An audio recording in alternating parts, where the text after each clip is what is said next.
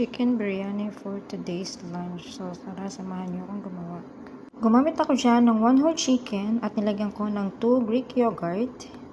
At itimplahan natin siya ng garam masala, turmeric powder, cumin powder, coriander powder, salt, at grated ginger at garlic. Tapos, lalagyan din natin siya ng chopped meat at chopped coriander leaves. Tapos, sinunod kong ilagay ang ating piniritong sibuyas. Tapos, imekos-mekos mo lang yan. Tapos, mamarinate lang natin siya for 30 minutes. At nakalimutan ko ilagay ang ating lemon.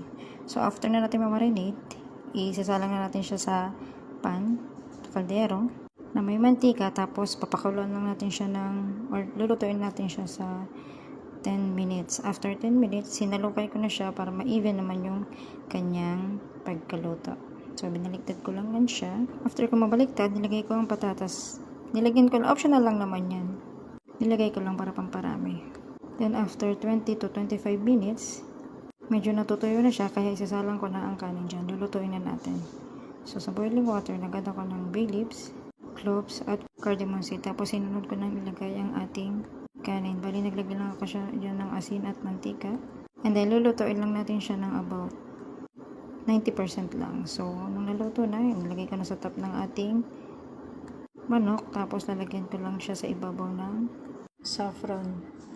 Nag-alagay ko sa ibabaw ng chopped mint, tsaka chopped ng coriander leaves. Tsaka sinunod kong ilagay yung ating piniritong sibuyas dyan. So, bali, hahayaan lang natin siyang maluto ulit ng about 10 to 15 minutes. So, luto na ang ating biryani. Thank you for watching.